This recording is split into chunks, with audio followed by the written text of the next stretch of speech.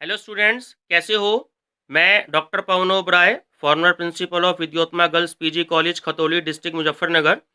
Student देखिए, कल की जो वीडियो थी उसमें मैंने आपको सीसीएस यूनिवर्सिटी मेरठ में जो न्यू सिलेबस आया उसका ई कॉमर्स का एक सब्जेक्ट है।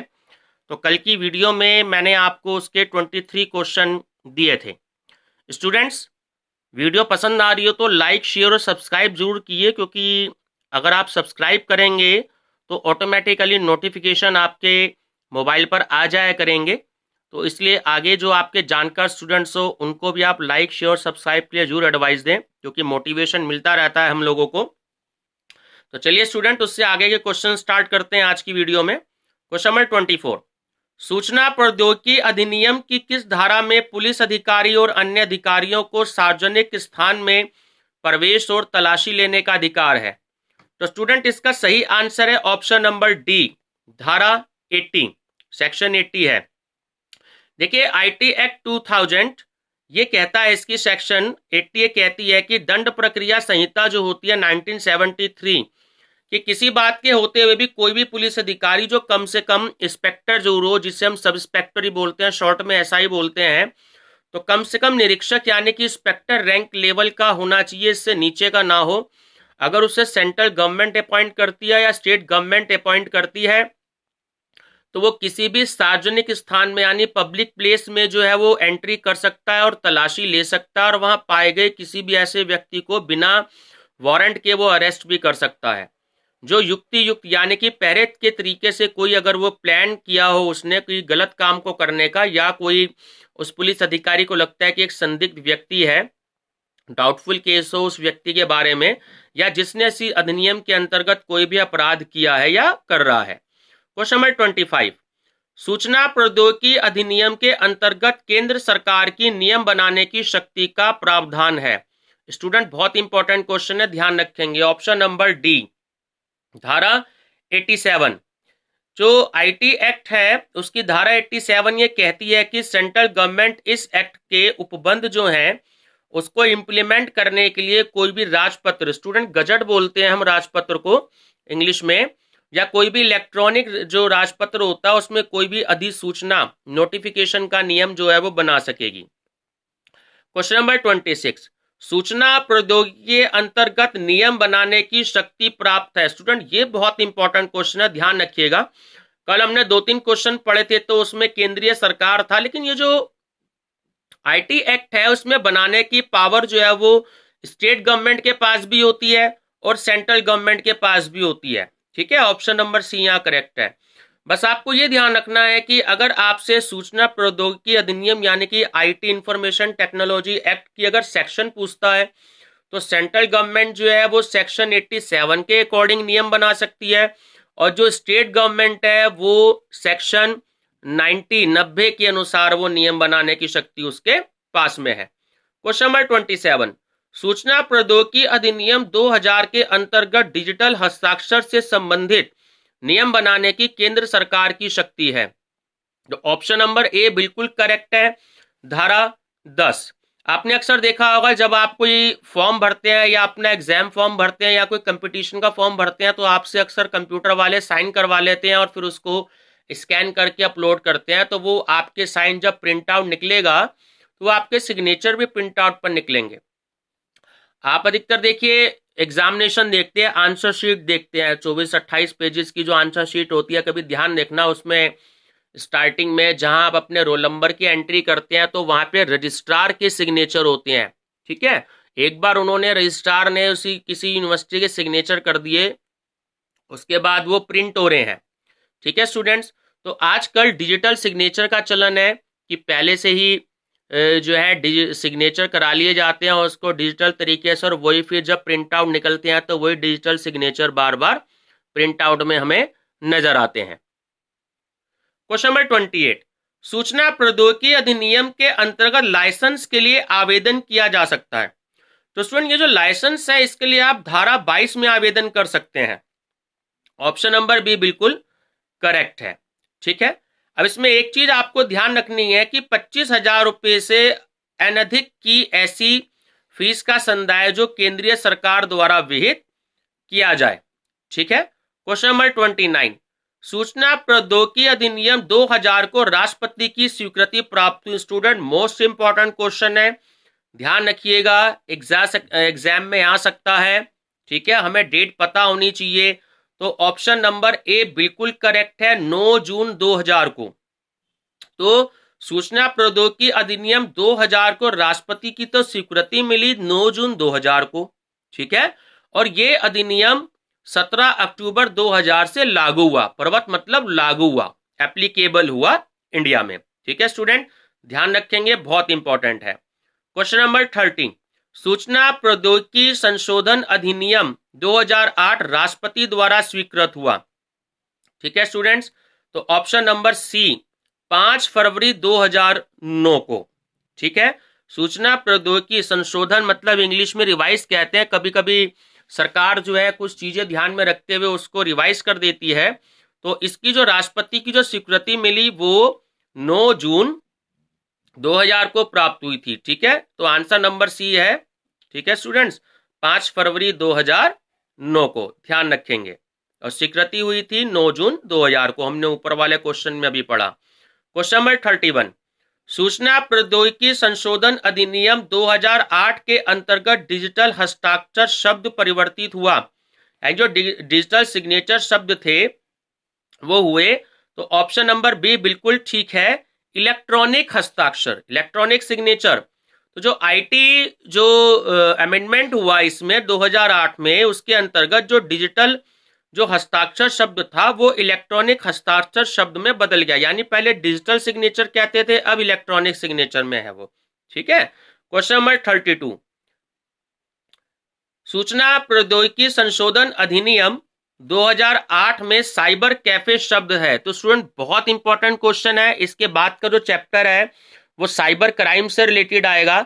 साइबर क्राइम का मतलब ये जो लोग डाटा हैक कर लेते हैं, किसी का अकाउंट हैक कर लेते हैं, इसलिए कंपनी आपको मैसेज देती है किसी को भी अपना जो एटीएम का पासवर्ड है या आपके एटीएम के जो 16 डिजिट्स होते हैं या और उसके पीछे एक नंबर होता है आपके एटीएम के पीछे बैक साइड में, तो वो नंबर किसी भी ऐसे बंदे को बताने नहीं है, या अपना एटीएम का पिन नंबर जो है जो 4 डिजिट का होता है वो नहीं बताना, ताकि वो जो है मिसयूज ना कर ले। अक्सर फोन कॉल्स आते हैं तो डाटा हैक हो जाता है, तो साइबर क्राइम होता है उससे रिलेटेड। आपने देखा होगा कभी कभी लोग गलत आईडी या नकली आईडी बना करके किसी का भी अकाउंट हैक कर लेते हैं। ठीक है स्टूडेंट्स, तो स्टूडेंट सही आंसर है ऑप्शन नंबर ए। ठीक है, धारा 2N और सब सेक्शन ए। तो इसमें साइबर कैफे वर्ड है। साइबर कैफे जो होता है वो एक कोई भी ऐसा अभिप्रेत है जहां किसी व्यक्ति द्वारा जनता को कारोबार के साधारण अनुक्रम में इंटरनेट तक पहुंच प्रतिस्थापित की जाती है। क्वेश्चन नंबर 33, साइबर प्रौद्योगिकी संशोधन अधिनियम 2008 में साइबर सुरक्षा यानी साइबर सिक्योरिटी शब्द जो है वो वर्णित है। स्टूडेंट इसका भी ऑप्शन है ए, सेक्शन 2N बी, ध्यान रखेंगे। ठीक है, अब इसमें क्या है साइबर सिक्योरिटी में कि कोई भी सूचना है, कोई भी उपस्कर है, कोई भी युक्तियां प्लानिंग है, कंप्यूटर रिसोर्सेज है, कोई भी कम्युनिकेशन है। ठीक है, उसमें भंडारित सूचना को स्टोरेज बोलते हैं। जो भी कोई इंफॉर्मेशन को स्टोर हो तो उसकी अपराधिकृत पहुंच यानी कि गलत तरीके से जो है किसी को ऑथराइज ना किया हो। ठीक है, तो अपराधिकृत पहुंच, उपयोग, प्रकटन, विच्छिन्न, उपांतरण या नाश से संरक्षित करना अभिप्रेत है। इसलिए ये थोड़े से लॉ के वर्ड हैं, हिंदी में तो थोड़े से टिपिकल हैं। बीच बीच में मैं आपको इंग्लिश बता देता हूं, और आप लोग भी जब टेक्स्ट बुक से स्टडी करें तो इनकी इंग्लिश आप जरूर स्टडी करें, क्योंकि हिंदी में थोड़े से वर्ड इसके अजीब हैं, और वैसे भी थोड़ी बहुत इंग्लिश की नॉलेज हिंदी मीडियम के बच्चों को भी होनी चाहिए। क्वेश्चन नंबर 34, सूचना प्रौद्योगिकी संशोधन अधिनियम 2008 के किस धारा में आपराधिक संदेश भेजा जाना दंडनीय घोषित किया गया है? तो स्टूडेंट सही आंसर है इसका धारा 66A। सूचना प्रौद्योगिकी संशोधन अधिनियम 2008 की जो धारा 66A ये कहती है कि कोई व्यक्ति किसी कंप्यूटर संसाधन या किसी संसूचना के माध्यम से यदि किसी सूचना को किसी अत्यधिक आक्रामक या धमकाने वाली कोई प्रकृति है, या किसी ऐसी सूचना को जिसका मिथ्या होना यानी कि वो गलत हो व वो जानता है, या किसी इलेक्ट्रॉनिक किसी पोस्ट को या किसी पोस्ट मैसेज को पाने वाले को कोई भ्रमित करने के लिए कोई प्लानिंग करता है, तो वह 3 वर्ष तक जो है वो जेल में जा सकता है और उसको जुर्माना भी लगेगा। क्वेश्चन नंबर 35, सूचना प्रौद्योगिकी संशोधन अधिनियम 2008 की किस धारा को हाल ही में उच्चतम न्यायालय ने असंवैधानिक किया है? स्टूडेंट ये बहुत इंपॉर्टेंट क्वेश्चन है क्योंकि अभी लेटेस्ट ही है, ये लेटेस्ट क्वेश्चन की बात कर रहा है। तो ऑप्शन नंबर डी है अभी यही धारा 66A। तो सुप्रीम कोर्ट ने इसको असंवैधानिक घोषित किया है। सूचना प्रौद्योगिकी अधिनियम 2008 के अंतर्गत एक श्रेया सिंघल और भारत संघ का केस चला, तो इसके मामले में सुप्रीम कोर्ट ने धारा 66A को असंवैधानिक घोषित कर दिया है। क्वेश्चन नंबर 36, सूचना प्रौद्योगिकी अधिनियम 2008 में केंद्रीय सरकार द्वारा साइबर विनिमय अपील अधिकरण के गठन का प्रावधान किया। ठीक है, तो स्टूडेंट इसका आंसर है धारा 48। तो आईटी एक्ट 2000 का जो अध्याय 10 है, ध्यान रखना चैप्टर 10 जो है आईटी एक्ट 2000 का, वो साइबर अपील अधिकरण से रिलेटेड है। तो इस एक्ट की जो धारा 48 ये कहती है कि सेंट्रल गवर्नमेंट कोई भी अधिसूचना द्वारा साइबर अपील अधिकरण नामक एक या अधिक अपील अधिकरणों की स्थापना करेगी। और धारा जो 49 है वो साइबर अपील अधिकरण की संरचना से है। क्वेश्चन 37, सूचना प्रौद्योगिकी अधिनियम 2000 में साइबर अपील अधिकरण की शक्तियां वर्णित हैं। तो स्टूडेंट सही आंसर है इसका ऑप्शन नंबर ए, धारा 58। तो जो आईटी एक्ट 2000 की धारा 58 साइबर अपील अधिकरण की शक्तियां और उसके प्रक्रिया का उपबंध करती हैं, और धारा 58(2) के अकॉर्डिंग साइबर अपील अधिकरण को अपने कृत्यों, इंग्लिश में जॉब्स कहते हैं स्टूडेंट्स, कृत्यों को, तो उसके निर्वहन के प्रयोजनों के लिए निम्नलिखित विषयों के संबंध में उनके पास पावर्स होंगी। कैसे कि फर्स्ट है कि किसी व्यक्ति को सम्मन करना और हाजिर कराना तथा शपथ पर उसकी परीक्षा कराना। नेक्स्ट है दस्तावेजों या अन्य इलेक्ट्रॉनिक अभिलेखों को प्रकट करना, अभिलेख को स्टूडेंट्स रिकॉर्ड्स बोलते हैं इंग्लिश में, और पेश करना। नेक्स्ट है शपथ पत्रों पर साक्ष्य ग्रहण करना, और लास्ट है कि अपने विनिश्चयों का पुनराविलोकन करना। क्वेश्चन नंबर 38, सूचना प्रौद्योगिकी अधिनियम 2000 के अनुसार साइबर अपील अधिकरण के समक्ष अपीलार्थी अपील कर सकता है। सही है स्टूडेंट्स, दोनों ही ऑप्शन ठीक है, स्वयं हाजिर होकर और विधि व्यवसायी के साथ हाजिर होकर। तो सी बिल्कुल ठीक है कि उपयुक्त दोनों प्रकार से वो अपील कर सकता है। इसमें एक इंपॉर्टेंट बात और है कि आईटी एक्ट 2000 की धारा जो 57 है वो ये कहती है कि कोई जो कंट्रोलर होता है या जो निर्णायक अधिकारी होता है उसके द्वारा दिए गए किसी भी आदेश से व्यथित कोई व्यक्ति उस साइबर अपील अधिकरण को अपील करेगा जिसकी उस विशेषज्ञ पर आधारिकता है। अपील जो है वो 45 मिनट के भीतर फाइल की जानी चाहिए। तो स्टूडेंट 45 दिन का टाइम बहुत इंपॉर्टेंट है, इस पे एक एमसीक्यूज क्वेश्चन आ सकता है आपको एग्जाम में, 45 दिन। ठीक है। क्वेश्चन 39, सूचना प्रौद्योगिकी अधिनियम के अंतर्गत कंप्यूटर वायरस शब्द परिभाषित किया गया है। अब देखिए ये साइबर क्राइम से रिलेटेड थे, अब ये जो क्वेश्चन है आपका कंप्यूटर से रिलेटेड है। ठीक है, कंप्यूटर वायरस से रिलेटेड है। तो सही आंसर है इसका धारा 43।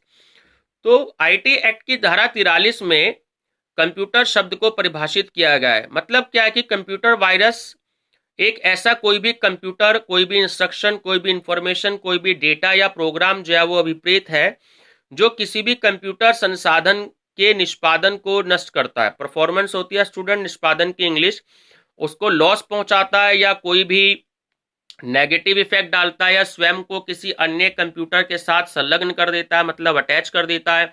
और वो तब तक परिवर्तित होता है जब तक कि कोई भी प्रोग्राम, डेटा या कोई भी जो इंस्ट्रक्शंस होती है वो निष्पादित की जाती हैं, परफॉर्मेंस की जाती है, या कंप्यूटर साधन कोई अन्य घटना करती है। तो स्टूडेंट इंपॉर्टेंट क्वेश्चन है, ध्यान रखेंगे। क्वेश्चन नंबर 40, अंकीय चिन्हक प्रमाण पत्र जारी किए जाने से संबंधित प्रावधान सूचना प्रौद्योगिकी अधिनियम में वर्णित है। तो स्टूडेंट इसका सही आंसर है ऑप्शन नंबर ए, धारा 35। सूचना प्रौद्योगिकी अधिनियम की धारा 35 के अनुसार कोई भी व्यक्ति इलेक्ट्रॉनिक चिन्हक प्रमाण पत्र जारी करने के लिए प्रमाणकर्ता अधिकारी को ऐसे रूप में एक एप्लीकेशन दे सकता है जो केंद्रीय सरकार द्वारा त्वग्रा विहित किया जाए। Next question number 41। सूचना प्रौद्योगिकी अधिनियम 2000 में सुरक्षित इलेक्ट्रॉनिक अभिलेख से संबंधित प्रावधान है। तो स्टूडेंट देखिए सही आंसर है इसका ऑप्शन नंबर सी, धारा 14। सूचना प्रौद्योगिकी अधिनियम की धारा 14 के अकॉर्डिंग जहां किसी इलेक्ट्रॉनिक रिकॉर्ड को किसी समय के किसी विनिर्दिष्ट क्षण पर सुरक्षा प्रक्रिया लागू की गई है, वहां ऐसा अभिलेख समय के ऐसे क्षण से सत्यापन के समय तक सुरक्षित इलेक्ट्रॉनिक अभिलेख समझा जाएगा। Question number 42। सूचना प्रौद्योगिकी अधिनियम के किस अध्याय में ई गवर्नेंस का प्रावधान वर्णित है? स्टूडेंट्स ये नया वर्ड है ई गवर्नेंस, कुछ साल पहले आया था, इस पे आपको क्वेश्चन आ सकता है, ध्यान रखना। तो सही आंसर है स्टूडेंट अध्याय 3। तो आईटी एक्ट 2000 का जो अध्याय 3 है उसमें इलेक्ट्रॉनिक चिन्हक और अध्याय 4 में इलेक्ट्रॉनिक अभिलेखों का अधिकार, अभिस्वीकृति और परीक्षण प्रावधान करती है। तो ध्यान रखना है अध्याय 3 तो हो गया आपके इलेक्ट्रॉनिक चिन्हक से रिलेटेड, और जो अध्याय 4 है वो इलेक्ट्रॉनिक रिकॉर्ड से रिलेटेड हो गया। ठीक है स्टूडेंट्स। Question number 43। सूचना प्रौद्योगिकी 2000 का विस्तार क्षेत्र है। तो स्टूडेंट सही आंसर है ऑप्शन नंबर डी, संपूर्ण भारत पर। ये जो भारतीय दंड संहिता है वो 1 जनवरी 1862 को लागू हुई थी। तो भारतीय दंड प्रक्रिया ब्रिटिश काल में 1862 में लागू हुई, ये आपको ध्यान रखनी है। और इसमें टाइम टू टाइम जो है वो रिवाइज ये होता रहा, और स्पेशली जो है भारत के जो है आज़ाद होने के बाद में, स्वतंत्र होने के बाद में, और पाकिस्तान और बांग्लादेश ने भी भारतीय दंड संहिता को ही लागू किया है। लगभग इसी रूप में ये विधान तत्कालीन जो अन्य ब्रिटिश उपनिवेशक थे, जैसे उपनिवेशों में हुआ बर्मा, श्रीलंका, मलेशिया, सिंगापुर और ब्रुनेई इत्यादि में। ठीक है स्टूडेंट, बहुत इंपॉर्टेंट क्वेश्चन है, ध्यान रखना है। Question number 44। सूचना प्रौद्योगिकी अधिनियम 2000 किसी व्यक्ति द्वारा भारत के बाहर किए गए किसी अपराध या इसके अधीन उल्लंघन को भी लागू होता है। तो स्टूडेंट सही ऑप्शन है इसका ऑप्शन नंबर ए। ठीक है कि सही है ये। आईटी एक्ट 2000 की धारा 1 और सब सेक्शन 2 के अकॉर्डिंग किसी व्यक्ति द्वारा भारत के बाहर किए गए किसी अपराध या इसके उल्लंघन को भी लागू होता है। चलिए स्टूडेंट, क्वेश्चन नंबर 45। सूचना प्रौद्योगिकी अधिनियम 2000 की कोई बात लागू होगी? ठीक है स्टूडेंट, सही आंसर है उसका ऑप्शन नंबर सी, चेक पर। आईटी एक्ट 2000 की जो धारा 81 है क्या, वो इलेक्ट्रॉनिक चेकों पर और संक्षेपित चेकों पर लागू होती है। Question number 46। सूचना प्रौद्योगिकी अधिनियम 2000 की कोई बात लागू नहीं होती है। तो स्टूडेंट उसका सही आंसर है ऑप्शन नंबर डी, उपयुक्त सभी पर। कैसे? तीनों ही पॉइंट्स इसमें कवर होते हैं कि आईटी एक्ट 2000 की कोई बात निम्नलिखित पर लागू नहीं होगी। एक तो स्थावर संपत्ति में किसी हित के विक्रय के लिए संविदा पर, एग्रीमेंट पर, किसी ऐसे वर्ग के दस्तावेज पर जिसे इंग्लिश में डॉक्यूमेंट बोलते हैं जो केंद्रीय सरकार द्वारा राजपत्र में अधिसूचित किया जाए, और सी बिल पर। चलिए क्वेश्चन नंबर 47। सूचना प्रौद्योगिकी अधिनियम 2000 का उद्देश्य है। तो स्टूडेंट ये देखिए सही आंसर है इसमें भी ऑप्शन नंबर डी, सारे के ही हैं इसमें आंसर ए बी सी तीनों, कि आईटी एक्ट 2000 का जो उद्देश्य है वो है इलेक्ट्रॉनिक वाणिज्य को मान्यता प्रदान करना है, सरकारी अभिकरणों में दस्तावेजों को इलेक्ट्रॉनिक रूप से फाइल करना, सुकर बनाना, और संसूचना और सूचना के भंडारण के जो कागज आधारित तरीके हैं उनके अनुकल्पों के उपयोग को विधि मान्यता प्रदान करना। और ये बहुत इंपॉर्टेंट है, भारतीय दंड संहिता, भारतीय साक्ष्य अधिनियम 1872 जो बैंकरार बहिसाक्ष्य अधिनियम 1891 है और भारतीय रिजर्व बैंक अधिनियम 1934 है उसका संशोधन करने और उससे संबंधित या अनुषंगिक विषयों पर उपबंध करना। स्टूडेंट यहाँ पे क्वेश्चन बन सकता है कि भारतीय रिजर्व बैंक अधिनियम निम्नलिखित में से कौन सा है, 1933, 1934, 1935, 1936। तो यहाँ पर भी एक क्वेश्चन आपको याद रखना है 1934, बहुत इंपॉर्टेंट क्वेश्चन है। क्वेश्चन नंबर 48, सूचना प्रौद्योगिकी अधिनियम 2000 पारित किया गया। तो स्टूडेंट सही आंसर है ऑप्शन नंबर बी। जो आईटी एक्ट जो रिवाइज अधिनियम 2008 है उसकी स्वीकृति राष्ट्रपति की 9 जून 2000 को प्राप्त हुई। क्वेश्चन नंबर 49, सूचना प्रौद्योगिकी अधिनियम 2000 संपूर्ण भारत पर प्रवर्त यानी कि लागू हुआ।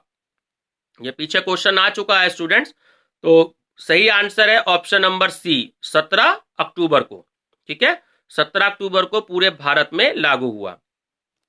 स्टूडेंट्स इस वीडियो का लास्ट क्वेश्चन है क्वेश्चन नंबर 50 कि सूचना प्रौद्योगिकी संशोधन अधिनियम 2008 लागू किया गया। तो ऑप्शन नंबर सी बिल्कुल करेक्ट है, 27 अक्टूबर 2009 को। सूचना प्रौद्योगिकी अधिनियम जो 2008 है वो 27 अक्टूबर 2008 को लागू 27 अक्टूबर 2008 से लागू किया गया है स्टूडेंट्स। चलिए स्टूडेंट्स, इससे आगे क्वेश्चन नेक्स्ट वीडियो में डिस्कस करेंगे। अगर आपको क्वेश्चन पसंद आए हो तो लाइक शेयर और सब्सक्राइब जरूर करिएगा स्टूडेंट्स। थोड़ा सा लाइक करने में आप कंजूसी कर रहे हैं। सजेशन आप दे सकते हैं मुझे, जैसे कि मैंने बताया मेरे कमेंट बॉक्स में, और इसको सब्सक्राइब और शेयर और लाइक जरूर करें स्टूडेंट्स अगर वीडियो पसंद आती है तो। मैं आगे नेक्स्ट वीडियो में आपके प्रिंसिपल्स ऑफ मार्केटिंग, ऑडिटिंग और इकोनॉमिक लॉ के क्वेश्चन स्टूडेंट्स आपको मैं प्रोवाइड कराऊंगा। Thank you students.